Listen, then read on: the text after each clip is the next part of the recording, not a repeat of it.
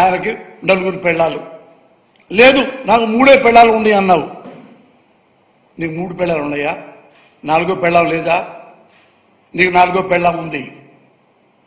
5 waiting list తెలీదా? నీకు నీగా వర్గాలు చెప్తుంటారు కదా.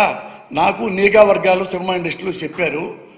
పంజాబ్ అమ్మాయి నీకు తెలుసు కదా, చాలా ట్రెడిషనల్, మంచి కుటుంబం, పాప సినిమా ప్రేమతో వచ్చింది. ఆమె బాగుంటుంది. నువ్వు కన్నేశావు, లవ్ అన్నావు, క్లోజ్ అయ్యావు, వాడుకున్నావు, వదిలేశావు, స్టమక్ చేశావు, వదిలేశావు. ఏమంటారు దీన్ని? నువ్వే చెప్పు. దీన్ని ఏమంటారు? పెళ్ళాం అంటారా లేదా గొళ్ళెం అంటారా? నువ్వు చెప్పాలి కదా, నువ్వు చెప్పు.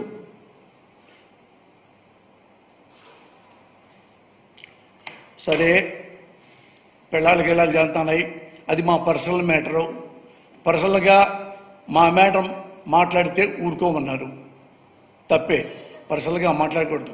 మరి నువ్వెందుకని ఏడుపులేసావు? ఆంధ్రప్రదేశ్లో వాలంటీర్సు, ఆడపడుచులు వేలాది మంది ఉన్నారు. అందులో అన్ని కులాలు, అన్ని మతాలు ఉన్నారు. క్షత్రియులు ఉన్నారు, కాపులు ఉన్నారు, కమ్మ ఆడపడుచులు ఉన్నారు, రెడ్డిస్ ఉన్నారు, మాలా మాదిగ, అబౌవ్ ఆల్ మైనారిటీస్, బీసీలు అందరూ ఈ మహా తల్లులు పింఛనిస్తూ అమ్మలకి అవ్వలకి సేవ చేస్తూ దేవతల్లా పనిచేస్తున్నారే, వాళ్ళను వ్యభిచారం చేస్తున్నారు, ట్రాఫికింగ్ ఉంది అని ఎందుకు వెధవ పలుకులు పలికావు? అది పర్సనల్ కదా.